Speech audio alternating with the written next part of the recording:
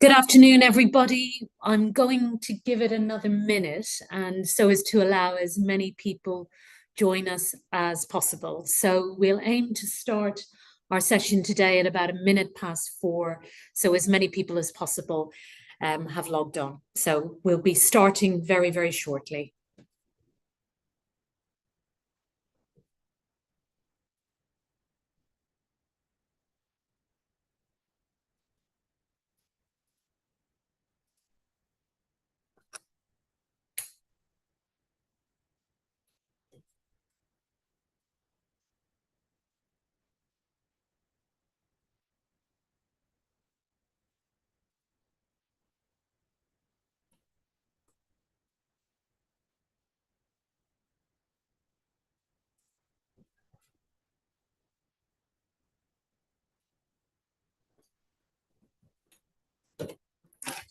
Good afternoon, everyone, and welcome to this Morgan Hunt webinar, Understanding Social Work England Registration.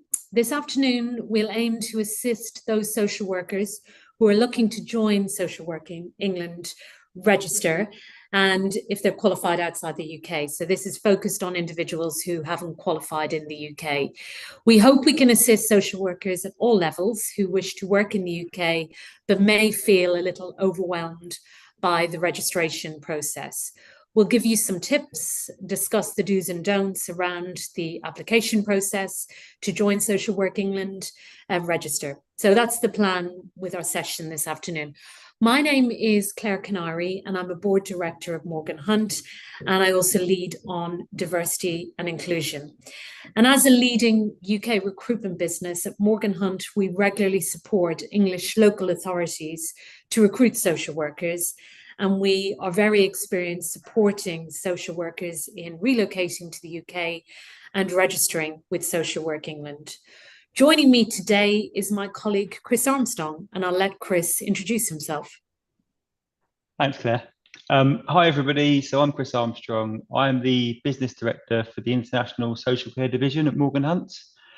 So personally, I've been recruiting social workers since about 2013, so more than 10 years now. And I started up the International Social Work Division here at Morgan Hunt about 5 years ago. So since then, we've helped around 250 social workers from various countries around the world register with Social Work England and also find their dream job in the UK. Great, thank you, Chris.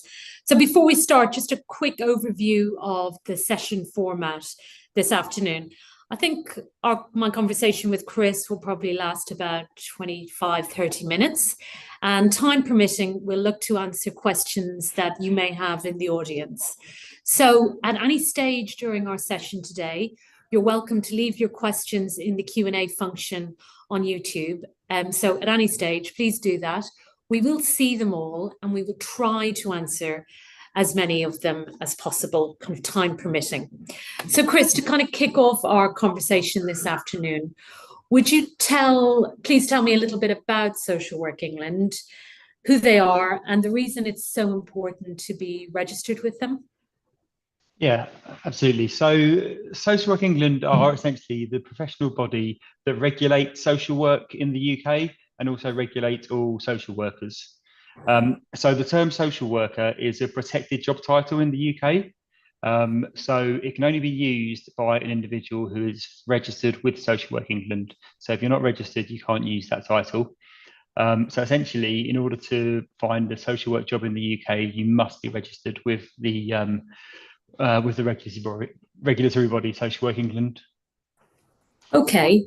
And from your experience, Chris, I understand the process of registering with Social Work England from overseas in particular is something that can be challenging, it can be expensive, and it can be pretty time consuming.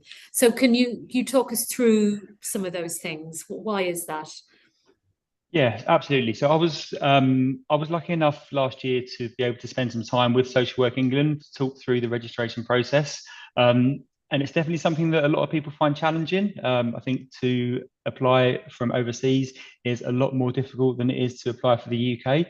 And there's a number of reasons for that. So to I mean, as a background, Social Work England they've got a duty to protect the public and ensure that social workers who join the register they've got the right skills, the right experience, the right qualification, but also kind of have the right kind of background to practice safely in the UK. So they've got to be quite diligent in the people that they let join the register. And social work in different countries is practiced differently. Qualifications can be different, the practice can be different. So when looking at overseas application, that process of ensuring somebody is relevant and is safe to practice is a lot more in depth. So what that means is there's a lot of extra work that goes into it from Social Work England's side. It's a lot more difficult. So they've got a charge of £495, what they call a scrutiny fee, and that's payable at the start of the registration process. And that is something that's specific to overseas applications. Okay. Just a quick question. Are there particular countries that maybe they're more compatible with the UK qualification than others that you found Yes, experience? there are. Yeah, so I'll go into a little more detail around that later on as well. But yeah, so some countries match very similarly. Some social work is very different. So social work England have to take all of that into account when they are assessing applications. So is that the reason, Chris, that applications from overseas take so much longer to process than if someone was UK based with a UK qualification making the same application? So yes and no.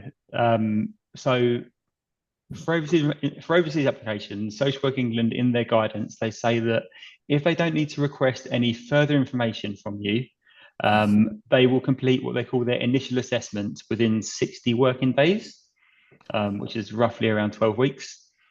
So just to compare that, a UK application only takes 10 working days to be processed. For the initial application certainly does. But the key phrase here, which I'll come back to through most of this conversation, is if they don't need to request further information. Okay, so if they ask you for more information on various areas, those timescales go fully out the window, and they can't commit to that 60 working days. So that probably leads on to my first big bit of advice for this whole session. If you're applying and you don't have all of the information exactly right first time, your application is very likely to be really severely delayed. Um, every single time you get asked for a bit of further information from Social Work England, they give you 28 days to then respond to that information and to kind of give that information to them, just to make sure you have time to kind of gather it. But due to the workload at the moment, it's very likely that they will have to wait that full 28 days before they reassess your application. So every new bit of information needed, you're likely to be adding another 25 days each time. So that's kind of the biggest thing to think about when you're putting in your application. But there are some other things, there are some kind of other factors that are affecting applications at the moment. And the reason I'm sure people on this call today will know that over the last 12 months, it's been more difficult, and the timescales seem to have been, from what they've seen, taken a lot longer. So over the past few years, international recruitment in the UK is not a new thing. Social work employers in the UK have been recruiting internationally for a long time, but it's become a lot more prevalent recently, certainly in the last 4 years. So the more, obviously, the more local authorities that are recruiting from overseas, naturally, that's going to lead to more people trying to apply to the register. So I've got a bit of information from Social Work England's recent AGM. So since 2020, overseas applications have increased by 183%. It's been a huge increase. in 2023 alone, there were 1,866 applications from overseas, which is an increase on the year before. So that accounts for almost 20% of all the applications to the register in 2023. So as you can imagine, that's caused the workload for social working to hugely increase. And then as an aside to that, over that time period as well, they have the 4 members of the team that specifically did the overseas applications have either been promoted into different roles or moved on to different areas. So they've lost a lot of experience in that area, which naturally in any organization is going to mean that takes some time to kind of recover. So that's caused some internal challenges. But aside from that, because that's nothing that I say about that can help us today, there's so much that you can do personally as a social worker trying to register that gives yourself the best chance of having a quicker turnaround. So back to that point, if you don't have all the information you need at the very, very first point, please just wait. Don't put your application in. Don't pay that scrutiny fee. If it takes you a few more weeks to get everything in place first time, please do that, because it will save you so much more time later on. The worst thing you could do is get into kind of a back and forth conversation through messages with your case manager, because every time that happens, you're kind of going through that 28 days each time. So if you get it right first time, that's where you're going to be the quickest application you can get. I've got somebody I'm currently working with who started the application in January and is now registered. So if you do it right, you can do it quickly. Yeah, that's the most important thing. Make sure you get it right first time. Yeah, because obviously that 28 days keeps going on every time they're asking. Yeah, that makes sense. So, Chris, in your experience then, because that's great to say get it right first time, but people are keen, to get their application through, etc. So how will social workers know like that they get it right first time? What guidance is out there? Where can they look for help on that? Yes, good point. So firstly, there aren't any shortcuts or loopholes. I'm not going to be able to, unfortunately, give you anyone any kind of crazy ideas today. Every bit of advice I give today is essentially around real attention to detail. So first and foremost, make sure you read the guidance in full. So before you start your application, read every single piece of that guidance and make sure you understand it in full. And then as you're going through each part of it and as you're going through your application, continually refer back to that guidance. I'm not going to go through the guidance line by line because it's all there. It's all on Social Work England's website for you. They've even created a checklist of everything that you need, kind of line by line, to make sure you know what you need and you know it kind of exactly that you've ticked every box before you actually make your application. But don't assume that you have something just because you've read something on the checklist and you think, yeah, I've got that. So that's one thing. And secondly, don't assume that something will be accepted because you know somebody 6 months ago who had the same thing and that was accepted. The guidance changes all the time. There's always slight changes to the guidance, and I'll talk about a couple of those things later on in our conversation about why you need to ensure you're reading the guidance and you're looking at your own application. Basically, you've got to do all you can to ensure that you're not asked to provide that further information, because once that starts, you're going to start struggling. Got you. So attention to detail is really important. Reading the guidance before you even start, because that can change all the time, and almost kind of going through each line by line in terms of the checklist that Social Work England have supplied. That should help. Okay, that makes sense, Chris. And what advice, someone might have done that and they may still be asked for further information because, it happens to the best of us, even if we've tried really diligently. So what advice do you give to people who are asked to provide further information? Yeah, you're absolutely right. So yeah, despite people's best efforts, sometimes you will be asked for more information. So the first thing, which seems really silly, but I've got stories of where this has gone wrong.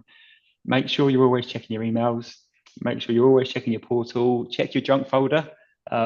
Missing an email is not an excuse for missing that information, because once the minute they send that email, you get your 28 days to respond. If you miss that 28 days, your application will be closed. and you'll have to start again. Now Right.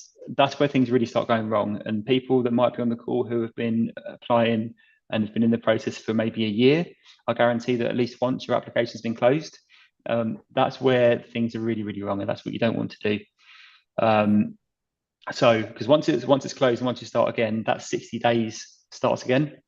Yeah. So check everything and make sure that you get that information to them within that 28 days. But don't rush the response, because if you see a response and want to rush to it, you might not give all the information. You might not do it fully. So don't rush it. Remember, you've got that 28 days, and it's likely they won't look at it until the end of those 28 days anyway. Yeah. So don't rush it and make sure it's right. But don't leave it to the last minute, because Yes. if you do, and if there's some sort of connection issue, which I know has happened before, you'll miss that 28 days, and there's no excuses. Once that closes, it's closed. Right. And I'm guessing they then have to go back to square one and pay another registration fee. So it's not only cost you time, but money too. Yeah, almost. So you get one, you get one opportunity. So there's once it closes once, you have to start again. You get one opportunity to get a waiver to not have to pay the fee again. It isn't always accepted, but usually you get accepted once. Okay. It won't be accepted twice, and that's only half the problem. Yes, I understand. Okay. Um, so check in your email, check your junk email and junk folder, and keep an eye almost daily on the portal just in case anything comes through. But take your full 28 days, because they're not going to look at it probably any sooner anyway. So, you've got the time to really make sure you get that bit of information right. That makes sense. And Chris, what are the biggest reasons you find for an application needing further information or being really heavily delayed? Okay, so there are a few of these. A few more recently have caused challenges. So I'll probably start with one that has caused people the most challenges over the last sort of 9 months. So in order to register with Social Work England, you need to be able to prove that you've got the required level of English language proficiency. Social work is all about communication. So it's really important to be able to demonstrate that you can speak, you can read, and you can write English to the level that you need to, which obviously makes sense. You're dealing with people. Now, there are three ways that you can do this. Okay, so Social Work England give you three different options of how you can prove you've got the required level of English. I'll go through them kind of one at a time. The first one I'll say is, it used to be quite a common way, but over the last 12 months, it's probably the least common. So you can prove that you have practiced social work in a country where English is the first and native language. Okay, so that seems quite straightforward, but this is where it's really important, as I mentioned earlier, to not just look at the headlines, but actually look at the guidance behind the headlines, because there's a couple of things that you need to be able to demonstrate around this. So if you're going to try and use this route, in the country that you're in, social work must be regulated. So there must be a regulator similar to Social Work England that operate in that country. So that's the first thing. And the second thing is that in order to have joined that council, you would have had to pass an English test to actually join the council. So those things have to be the case. So this is going to probably be quite, it's going to resonate with quite a few people on the call, because this has been a big challenge over the last 12 months. And this is why it's really important not to just look at what other people have done in the past. Because as an example, 12 months ago, if you were a social worker in South Africa, registered with the South African Social Care Council, you could have used the fact that you were registered as proof of your level of English language. Now, about a year ago, Social Work England had a meeting with the South African Social Work Council, and they found out that actually you don't need to pass an English test to join that council. Okay. So now, this caused a lot of people a lot of challenges over last summer and last kind of autumn, because they had applied in thinking they would be able to pass through that way, and actually they then found out they had to go through one of the other routes, Right. which at that point, through no fault of their own, meant they had to obviously go through that different route, and it would have taken more time. So that's quite a rare example these days, because there's not many countries that social workers come from to the UK where that is the case. So that moves on to the second way you can prove it, which is that you have you have a social work qualification, a social work degree that was awarded in a country where English is the first and native language. So again, as a headline, that sounds very straightforward, but there are a few little caveats behind that. So first of all, Social Work England have a list of countries that they deem to have English as the first and native language. That's all on their website, so you need to make sure you've had a look to ensure your country's on there. Secondly, that degree must have been awarded within the last 5 years. So if you qualified more than 5 years ago, you won't be able to follow this route to prove your English language. And then thirdly, that degree must have been entirely taught and examined in English. So Social Work England are confident if those things are in place that your degree is good enough to prove your English language. If that is the case, then they will contact your university to verify that, and then that will mean you can pass through that route. The third route, which is probably more and more becoming the most common route, is that you need to have, let me get this right, an International English Language Testing System certificate, which is more commonly known as an IELTS certificate. So what that essentially means is you need to sit and do an English test, and you need to score a minimum of a 7 in that test. I think it's out of 10. I've never seen more than an 8.5, so I can't confirm it's out of 10, but I think that's out of 10. But there's a few points behind this that are really important to think about, because a lot of people have come unstuck with this test over the last 12 months. First of all, make sure you do the right test.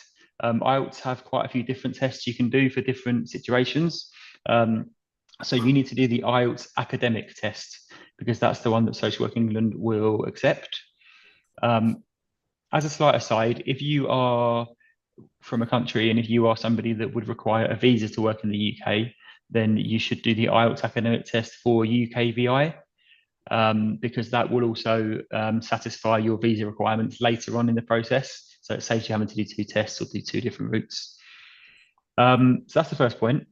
The second point is this test isn't easy.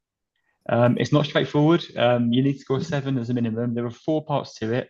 There's a listening part, there's a reading part, a writing part, and a speaking part. So please don't underestimate it. I know social workers who I've been engaging with for months and months who have got absolutely fantastic spoken English, fantastic written English, and they've gone and done the IELTS test and they haven't passed it. And it's because they've underestimated it. So what I would say is make sure you do your research around them. Make sure IELTS on their website have lots of practice tests. You can do dummy tests, do all the dummy tests. There are YouTube videos you can watch, which people find really, really helpful. There are even tutors out there that will actually tutor you on how best to pass these tests. So make sure you do the background work, and don't book this test until you're confident you're ready to actually pass it, because you're going to pay about £200 a time for this test. And if you have to take it 3 or 4 times, it's going to cost you a lot of money. It's going to cost you a lot of time. If you've already started your application with Social Work England, that's going to close. So please just make sure you're prepared before you do that. Really important. The hardest part from what people tell me is the reading part. So spend some extra time on that. And one of the biggest bits of feedback I get from people who haven't passed the test is that they run out of time. So they spend too much time on certain questions and then they run out of time to complete them. So make sure you manage your time really well, because that makes a big difference. So that's the first thing. And the English test is probably the biggest issue people have had over the last year. The second thing that can be a real big challenge is, and this is again something that's slightly changed recently. So now probably every social worker that's looking for a role in the UK will have to complete what's called the updating your skills and knowledge form. So basically as a social worker, if you qualified more than 2 years ago, then Social Work England will ask you to complete a form to ensure that you've kept up with current legislation. Social work's changing all the time. Legislation changes all the time. The way it's practiced changes all the time. So you need to prove you've kept up with your continuous professional developments. This form's always existed, but it used to be that you only had to complete it if you had been qualified for 5 years. And that's changed to 2 years recently. And if you haven't done your research and know that, you're going to miss that form. Now the form is on the website. So it's all there for you. There's detailed guidance on how to fill it out. There's even an example on there on how to fill it out as well. So look at that and use it, and be really thorough. Again, it's attention to detail. Make sure you link everything in that back to the Social Work England professional standards, which are on their website. And then thirdly, the last thing that causes delays. So Social Work England will have to, as part of the process, they'll have to contact third parties on your behalf. We do it a lot in recruitment, contacting referees and that sort of thing. So they'll often have to contact your university to verify your qualification. Certainly, if you've said it's taught in English, they'll have to contact your employers to find out about you and how you practice. And if you are in a regulated country, they'll have to contact your social work regulator in that country. This is where a lot can go wrong as well, because first and foremost, attention to detail, make sure you provide the correct contact details first time. So make sure that there's no spelling mistakes, make sure that the person that you're using is still there. Make sure you get it right first time, because if that's the wrong referee, suddenly you're back to square one. Secondly, ensure the referee knows that they're going to be contacted. As I said, if someone's moved on and you don't know about it, then that's going to cause you challenges. If they're not ready for it, they might not respond in time. All these things could be an issue. And then thirdly, make sure that you're personally chasing these people to complete their references. I'm pretty sure that when Social Work England requests these references, that you're copied in, so you know they've gone out. So make it your goal to ensure that the person that's contacted is getting that back. This fits in with the same 28 days. They get 28 days to respond. If they don't respond in 28 days, you're back to square one. So you have to make sure you've done that. One more point, actually, while I'm talking about some of the challenges. You're going to be asked to provide quite a lot of documentation. So you're going to be asked to provide your passport for identification, your qualifications and all those sorts of things. And I can't tell you the amount of times that people have had to have been delayed because they've sent them in the wrong format. They've sent them with a thumb over part of the picture, that sort of thing. And it's silly things that are easy to rectify. So make sure it's a high resolution color copy. Make sure all four corners of that document are showing. Make sure everything can be read really, really clearly, because that's something that is just, you have to get right, because it's just so easy. And yeah, I'd say they're the main reasons that people can have delays. Great, thank you, Chris. And actually, we've had about 3 questions around IELTS. Okay. But to be honest, I think you've covered them. How much IELTS score do we need? And you said over 7. Minimum 7, yeah. Minimum 7. The IELTS process, how does it work? Well, you've literally just talked us through it. So if the person who asked that question has missed that, we will be sending a recording of this, for the benefit of everyone, so we won't go through. And then somebody else, and you also talked about the degree, what kind of degree is accepted if you did a degree in an English-speaking country versus having to do an IELTS test. So listen to the recording again, but also check the paperwork or the finer detail. And I think the final IELTS question, I just wondered about this one. So for SWE registration, so while he's talking about that, yes, this person is asking, do I need to take an IELTS UK VI, not the academic? And you've just said it has to be the academic. So for Social Work England, it just has to be academic. Academic. Yeah, but if you're also at a later point going to need a visa to come to the UK, there's an IELTS test that is IELTS academic for UK VI, so you can satisfy both parts at once. So if you are going to need both, do them both, and it's all quite clear on their websites. Okay. There is one further point though, when you mentioned about qualifications, that I can talk about. So you asked at the start, Claire, about the qualification and if they're the same in different countries. So Social Work England, because there's been a lot of international registration over the past few years, they've done lots of really, really good work to assess lots of qualifications from around the world. So if you go onto the Social Work England website, they've got a link to every country and all of the qualifications that they've already assessed and that they're happy are as good as the UK related ones. So that's the university and the year that it was delivered. So if your qualification is on there, then all you'll need to show to prove your qualification is just your qualification and transcript. If your qualification isn't on there, you'll need to complete a form. I think it's a course information form as well as an aside. So Right. again, make sure you've read that before you start, because if you don't give that form in, you're going to have delays. Yeah, makes sense. Okay, thank you, Chris. And when should social workers start to apply for jobs in the UK? Okay, yeah, so it depends which route you're going down. So if you're applying directly to a social work employer, so that would be a UK local authority or the NHS, so directly with an employer, you'll need to be fully registered. So usually as part of the minimum standards, they won't consider you until you've got your registration back. So I'd say in that instance, don't waste your time applying until you've got that registration. If you're going to be looking for jobs initially through an agency, so through Morgan Hunt perhaps, we're happy to carry out our first stage interview with social workers, assuming that your registration is in process. So by in process, we mean that you've paid that scrutiny fee and you've started that 60-day countdown. The reason we're happy to start then is that we've got quite an in-depth interview process. So we do quite a few stages of interview with social workers. And we don't mind doing that in the background while you're going through your registration, because I think that saves everybody time in the future. We will have some quite detailed questions about your registration and how you're getting on with it and how what process you followed. We like to know whether you're going to have big delays, and if you are, we need to just be aware of that. But we wouldn't be able to consider somebody for a final stage interview. So that's an interview with us and our client together, until we're satisfied your registration was either confirmed or certainly at the very, very final stages. Right, great. So that makes sense. Thank you, Chris. I'm just going to ask a quick question from the chat, if that's okay. Well, two, just as we're talking about it, I think you mentioned this figure at the start, but someone's just asked, how much does it cost for registration? So I think you mentioned that figure.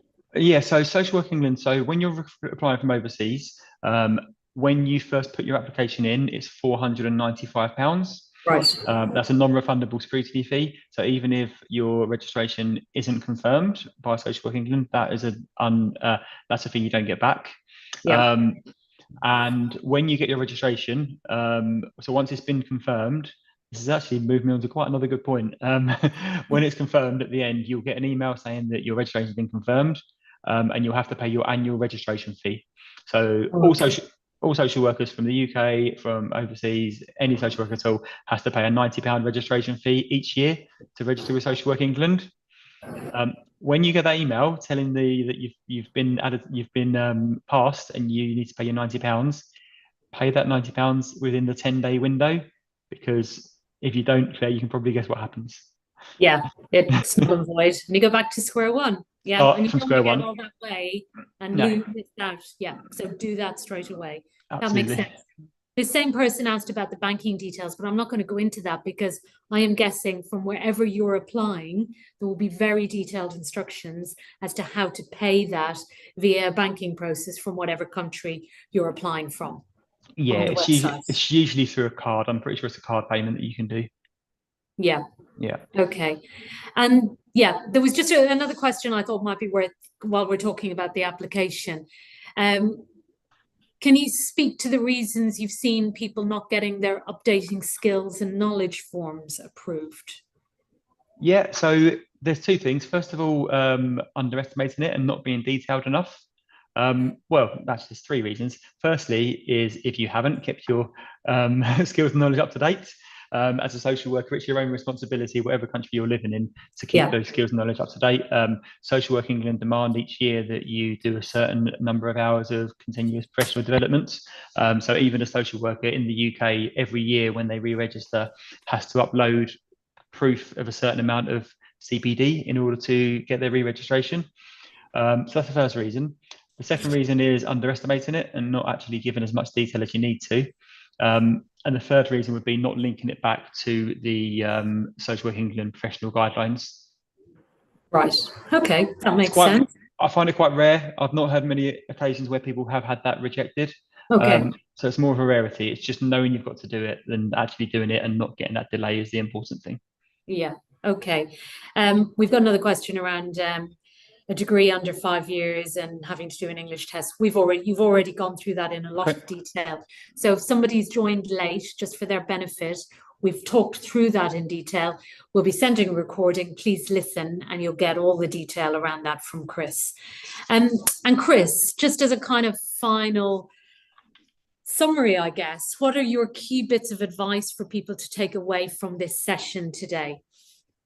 Yeah, okay. I think we've got a slide that I can talk you through, which we can send around to people. So hopefully that should be up in a second. Here we go. As if by magic. Right. So first and foremost, I would say use that checklist. So if you log onto the Social Work England website, download that checklist and make sure you use it. Really, really important. Read the guidance thoroughly. Get it right first time. Don't get your application closed. Read it, reread it, keep going back to it. Don't make assumptions just because your old colleague who's in South Africa managed to get through on the regulator last year. It doesn't mean you will or you won't. So make sure you read that guidance and don't make assumptions. Don't apply until everything that you need is ready and everything is in place, because that will just cause you bigger and bigger delays. Understand those English language requirements and have everything prepared before you apply. Don't make assumptions that you're going to be okay. I think it's clear from the questions we've had that has probably been the biggest challenge people have had over the past 12 months, because that seems to be where most of the questions are coming from. If you do need to do that IELTS test, prepare for it. If you don't, you'll fail. If I didn't prepare for it, I'm pretty sure I'd fail it. So please just prepare for it and make sure you only go ahead with it when you're ready. Make it your own personal responsibility to make sure that you're contacting those third parties, making sure they come back. If that referee doesn't send back your reference, it doesn't affect them, but it hugely affects you. So make it your own personal responsibility. I know and I'm sure Claire can say the same as a recruiter, sometimes when you get a reference request, it's not the things at the front of your mind sometimes. So it often gets lost. Make sure you're personally chasing it. And then do not let your application close. This is the biggest challenge that people have. People that have been waiting the longest to be registered are the people that have had their applications closed. First of all, it costs you a lot of time. And if it happens twice, it's going to cost you a lot of money. £495 is a lot of money these days. So please do not let that application close. And then don't make a silly mistake. Make sure those documents are in colour, make sure they're high resolution, and make sure you haven't got a thumb over something. Great. That's great. Those are great tips. And a lot of them we covered, but I think that's a good takeaway. And I can vouch for that English test because I'm a native English speaker and I've struggled with those. So it's like anything, you've got to train your brain to do practices, and that will work, because we're just not used to doing that maybe on a day-to-day basis. Well, I've probably, Claire, actually, while we're on the news, I've probably got one more bit of advice potentially. So you have to score a 7 to get onto the register. Now, I've known of quite a few people recently who have scored a 6.5, but they felt like they had done well enough to score a 7.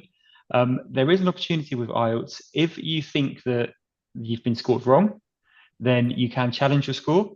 It does cost money. It costs you £80. But in the past 4 weeks, 2 people I know have done that, and their score has been increased to a 7. Okay. If it does get increased, you get a refund of the £80. If it's not increased, you don't. So it's entirely up to you if you do that. I think if you think you've done well enough and you don't pass, I wouldn't go getting a remark if you scored a 5.5 or a 6. But I think if you're close, it might be worth looking at that remark and seeing if it's worth your while. Great tip. So if it's very close, have a think about it. And of course, if you're talking to you and the rest of the International Social Work team at Morgan Hunt, you guys will be able to advise anyway. Absolutely. Great, Chris. Well, look, we've kind of covered the questions from the audience as we've gone along when it was right. So I've covered those. But as I said already, to anyone who joined a little late, this session has been recorded. This plus the slide, and also contact details for Chris and myself, but Chris in particular, if you're looking to get into social work in the UK and you're going for your registration, of course he'd want you to reach out to him, and we'd be more than happy to help in any way we can. So We will be circulating the recording and all of those details within the next 24 hours to anyone who registered for this event. So any of you who've been on the session, but others who just registered. So that just leaves me to say thank you to everyone who's joined our session today. I hope you found it interesting and productive. I certainly have. Learned a lot more about registering for Social Work England than I knew before. So thank you very much, Chris. Clear expert in your field. So it's great to have you, and thanks for your time. And enjoy the rest of your day, everybody. Thank you. Thank you all.